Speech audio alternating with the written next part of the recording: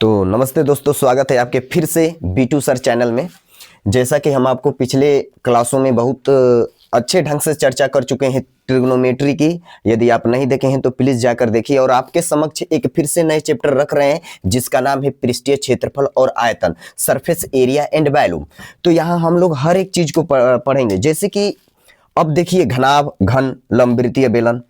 ये जो है कि हमको एग्जाम्पल में देखने को, जैसे बच्चे पहली बार नाम सुनते हैं तो ये तो हम दैनिक जीवन में इन सब का प्रयोग करते हैं, लेकिन पहली बार में हम लोग को ये नहीं समझ में आता है कि घनाभ क्या है, घन क्या है, लंबवृत्तीय बेलन क्या है। तो जैसे कि घनाभ में हम लोग जानेंगे कि घनाभ की आकृति कैसी होनी चाहिए। तो घनाभ में आपकी आकृति ये 3D है सर। 3D, इसको हिंदी में कह सकते हैं त्रिविमीय ज्यामिति, यानी इसमें 3D लंबाई, चौड़ाई और ऊंचाई होगा। जो आकृति ऐसी हो उसे हम लोग कह सकते हैं। जैसे कि आप इसको आप देख सकते हैं, इसमें आप ये देखेंगे लंबाई है, चौड़ाई है और ये वाला ऊंचाई है, तो इसको हम लोग घनाभ में रख सकते हैं। ठीक, अब घन में क्या होना चाहिए? तो घन में जो आपका लंबाई, चौड़ाई और ऊंचाई तीनों सेम होना चाहिए। जैसे कि घन का एग्जांपल हमारे पास एक क्यूब है और इसका इंग्लिश भी क्यूब होता है, ये देख सकते हैं। तो आइए इसका हम लोग देखेंगे, जो भी इसका वैल्यू निकालना होगा वो हर एक चीज। तो सबसे पहले हम लोग देखते हैं किसी भी चीज का आयतन कहाँ से निकालेंगे। सबसे पहले हम लोग आते हैं आयतन पर। आयतन क्या होता है सर? तो आयतन एक त्रिविमीय ज्यामिति है। ये जो भी त्रिविमीय ज्यामिति होगा, जो भी 3D वाला ऑब्जेक्ट होगा, उसमें हमारा आयतन निश्चित होगा। और आयतन एक प्रकार का ऐसा चीज है, एक प्रकार का मेजरमेंट है जिसमें ये बताता है कि उसमें कितनी वस्तुएं या कितनी ऑब्जेक्ट उसमें समाहित हो सकती है। तो आयतन के लिए जब भी चीज होगा, जब भी किसी भी चीज का आयतन हम लोग निकालेंगे दोस्तों, तो सबसे पहले ये देखेंगे इसका पृष्ठीय क्षेत्रफल देखेंगे। जो नीचे का क्षेत्रफल है, वो जो ये नीचे वाला, ये पृष्ठीय क्षेत्रफल ना कहकर इसे आधार हम क्षेत्रफल कहेंगे। आधार क्षेत्रफल गुणे ऊंचाई, आधार क्षेत्रफल गुणे ऊंचाई। तो ये मान लीजिए इसका आधार क्षेत्रफल ये ऐसा है, तो इसका आधार क्षेत्रफल लंबाई गुणे चौड़ाई हो गया। यानी लंबाई को हम L ले लेते हैं और चौड़ाई को B ले लेते हैं। तो इसका ऊंचाई क्या लेंगे दोस्तों? H लेंगे। तो यहाँ पर आयतन क्या हो गया हमारा? LBH हो गया। अब बात कर लेते हैं यहाँ पर संपूर्ण पृष्ठीय क्षेत्रफल। यहाँ की फलक की बात करेंगे कि यहाँ टोटल कितने फलक है। तो यहाँ पर देख सकते हैं 1 2 3 4, चारों तरफ से 4, ये 5 और ये 6, यानी टोटल हो गए आपके 6। लेकिन हर एक चीज देखिए, ये जितना का क्षेत्रफल है इसके नीचे सेम उतना ही का क्षेत्रफल है। यानी कहने का मतलब मेरा क्या है कि जो आपका LB है ये भी 2 होगा, और आपका BH हो ये भी 2 होगा, और आपका जो LH है ये भी 2 होगा। यहां से सबको कॉमन कर सकते हैं दोस्तों। तो कॉमन करने के बाद LB, BH और LH, ये आपका हो गया संपूर्ण पृष्ठीय क्षेत्रफल। क्या हो गया? संपूर्ण पृष्ठीय क्षेत्रफल, संपूर्ण पृष्ठीय क्षेत्रफल।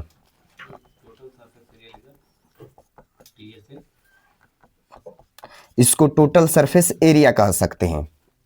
अब देखिए, लेकिन अब आगे कोई पूछेगा केवल पार्श्व पृष्ठीय क्षेत्रफल, या फिर एग्जाम्पल में आप देख सकते हैं कि यदि कोई घर है उसके चारों दीवारी का क्षेत्रफल। तो जब चारों दीवारी में क्या आएगा? चारों दीवारी में आप देख रहे हैं कि चारों तरफ हमारा क्या है? चारों तरफ ऊंचाई होना चाहिए। तो 4 दीवारी में हमारे पास आ जाएगा, आपके साथ H के साथ B आ जाएगा और H के साथ L आ जाएगा। दोनों 2 2 के फॉर्म में आ जाएंगे। इनको हम कॉमन कर सकते हैं मेरे दोस्तों। इसको हम कह सकते हैं पार्श्व पृष्ठीय क्षेत्रफल, पार्श्व पृष्ठीय क्षेत्रफल कह सकते हैं। तो ये आपका हो जाएगा 2H, यहाँ पर 2BH, यहाँ पर 2H कॉमन कर लेंगे, LB हो जाएगा। तो ये हमारे पास इतना डाटा रहा। यदि आपसे कोई भी त्रिविमीय ज्यामिति हो उसमें बस इतना ही पूछेगा कि आपका आयतन क्या है, संपूर्ण पृष्ठीय क्षेत्रफल क्या होना चाहिए और पार्श्व पृष्ठीय क्षेत्रफल क्या होना चाहिए। लेकिन इसमें एक और मिथ्य है दोस्तों। इसमें क्या है कि यदि कोई पूछ देगा, यदि मेरे पास इस तरीके के कोई ऑब्जेक्ट है, कोई आकृति है, तो इसमें मैक्सिमम ऊंचाई कितनी रख सकते हैं, मैक्सिमम ऊंचाई की छड़ कैसे रख सकते हैं?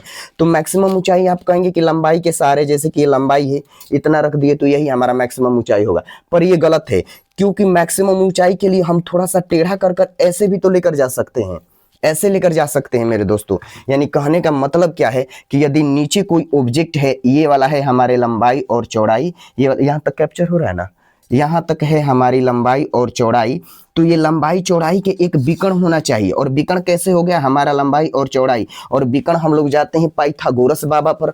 पाइथागोरस क्या कहते हैं कि जो कण पर बना स्क्वायर होता है मेरे दोस्तों, लंब और प्लस आधार पर बने स्क्वायर के बराबर होता है। यानी लंब का स्क्वायर प्लस आधार का स्क्वायर इक्वल टू कण का स्क्वायर। यानी हम यहाँ डायरेक्ट कह सकते हैं कि यहाँ पर जो हमारा ये कण होगा वो under root L square B square होगा। लेकिन यदि हम कोई ऑब्जेक्ट रखेंगे तो वो ऑब्जेक्ट का डायरेक्शन इसमें होना चाहिए, यानी इसके साथ साथ एक और एल को एच को भी इंक्लूड करेंगे।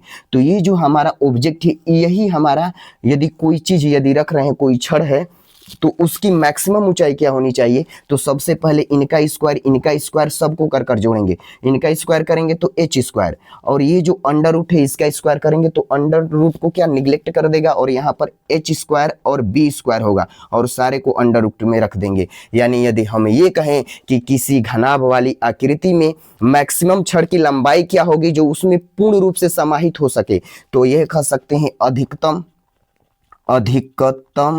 छड़ की लंबाई क्या होनी चाहिए, तो अंडर रूट में एल स्क्वायर एच स्क्वायर और बी स्क्वायर होना चाहिए। अंडर रूट में एल स्क्वायर एच स्क्वायर और बी स्क्वायर होना चाहिए मेरे दोस्तों।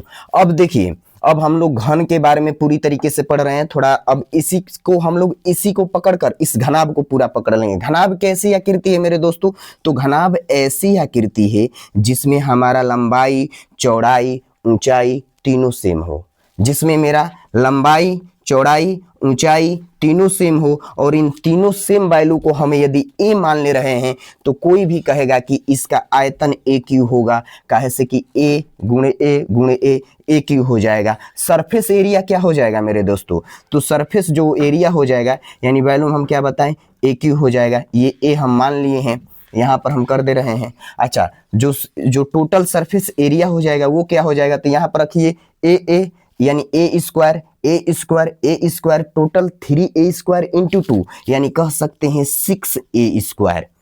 अच्छा, पार्श्व पृष्ठीय क्षेत्रफल क्या होगा मेरे दोस्तों, तो पार्श्व पृष्ठीय क्षेत्रफल हो जाएगा, यहाँ पर रखिए ए और यहाँ पर रखिए ए प्लस ए 2a, फिर ए का इंटू करेंगे तो 2a स्क्वायर इंटू 2, यानी टोटल हो जाएगा पार्श्व पृष्ठीय क्षेत्रफल हमारा 4a स्क्वायर। चार दीवारी की जो क्षेत्रफल है वो क्या हो जाएगा 4a स्क्वायर। यदि हम कोई छड़ रख रहे हैं तो इसकी अधिकतम ऊंचाई क्या होनी चाहिए, तो अधिकतम ऊंचाई में हम यहाँ पर ए रखेंगे मेरे दोस्तों। तो ये कह सकते हैं ए स्क्वायर टोटल कितना ए स्क्वायर, तो अंडर रूट 3a स्क्वायर मेरे दोस्तों। अंडर रूट 3 बाहर निकल जाएगा ए स्क्वायर, यानी अधिकतम जो छड़ हम लोग रखेंगे उसकी जो लंबाई होना चाहिए अंडर रूट 3a होना चाहिए मेरे दोस्तों। यदि हम एग्जाम्पल में ले, हम कहें कि हमारे पास एक घन है, एक क्यूब है, जिसकी लंबाई यहाँ पर एक्सरसाइज में हम जान लेते हैं कि जिसकी एक जो लंबाई कितनी दे दिया है, लंबाई तो हम जानते हैं घन में लंबाई चौड़ाई ऊंचाई सब बराबर ही होता है। तो दे दिया है, कह दिया है कि सर इसका है आपका 7 √3 मीटर है। तो बताइए अधिकतम छड़ की लंबाई कितनी होनी चाहिए, तो मेरे दोस्तों अधिकतम छड़ की लंबाई के लिए क्या होना चाहिए कि अधिकतम जो छड़ की लंबाई होगा वो 3a होना चाहिए, और अंडर रूट 3a की जगह 7 √3 रख देंगे। अंडर रूट 3 केवल 3 हो जाएगा, और यहाँ पर 21 मीटर कह सकते हैं मेरे दोस्तों। अब चलिए, यहाँ हम लोगों ने अभी तक घन और घनाभ से रिलेटेड सारा चीज देख लिए। इतना से मतलब यही फार्मूला से रिलेटेड आपको कोई भी क्वेश्चन डालेगा। हाँ, आगे चलकर क्वेश्चन क्या डालता है, जैसे कि कह दिया कि कोई ऐसे ऑब्जेक्ट है, मान के चलिए कोई कार है, उस कार को ढकने के लिए एक प्लास्टिक का एक वो बनाया गया है, एक संरचना बनाई गई है। तो हम देखेंगे कि जब भी कार को ढकेंगे तो उसको ढकने के लिए नीचे वाला जो फर्श है ना उसे गायब करना पड़ेगा, ऐसे ढकना पड़ेगा, जैसे हमारी मच्छरदानी होती है ना वैसे होना चाहिए मेरे दोस्तों। तो इसके लिए हम लोग उसमें क्या घटा देंगे, तो L इंटू बी को घटा देंगे। टोटल जो हमारा ये टोटल जो सरफेस एरिया है उसमें से LB यानी जो एक्स्ट्रा वाली काम हो रहा है ना उसे घटा देंगे।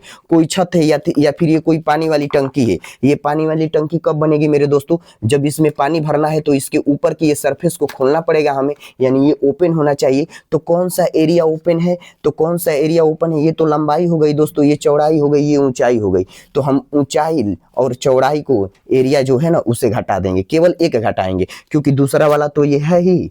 ठीक, तो ऐसे हम लोग बहुत सारा न्यूमेरिकल हम लोग देखने का प्रयास करेंगे और ऐसे ही अगले वीडियो में बने रहिएगा। ठीक, तो आज के लिए इतना ही काफ़ी है। धन्यवाद दोस्तों।